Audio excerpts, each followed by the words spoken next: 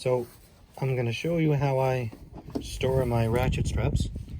Now there's different ways. There's some great videos on YouTube to do these, and I've kind of used some of what I've seen and a combination of the way I did it, but not quite as neat as this. So these store nicely, and I'm just going to show you the way I do it. So if you'll notice, this is closed.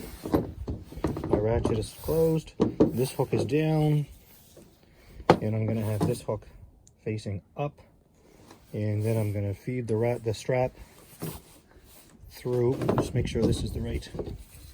Yep. So I'll feed the strap through that same little area that we did in the previous videos, and I'm going to bring it towards me so that this is the piece that I'm working with as far as my tension goes, or slack, etc. So I'm just going to bring this carefully through so it doesn't double. Okay, so there it is. So we have that down and we have that up. And then all I'm going to do is ravel. So I'm going to ravel this up.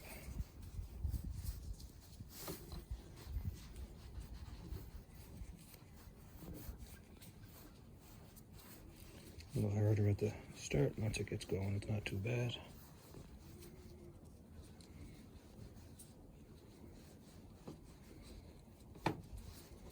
Turn it over and I can go a little quicker.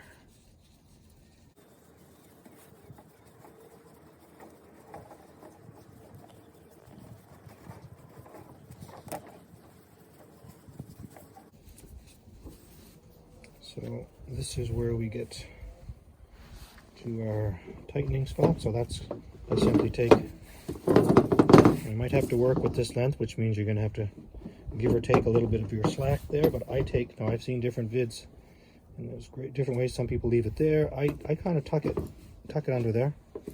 Yeah, I tuck it under the handle, and this stays tight, and then I'm going to bring this over the back.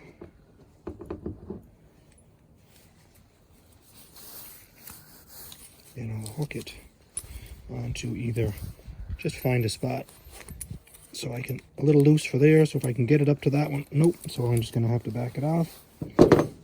Give myself a little slack, not much, because I don't need much. Let's try that. And that'll snap into find a spot. And that's nice and tight.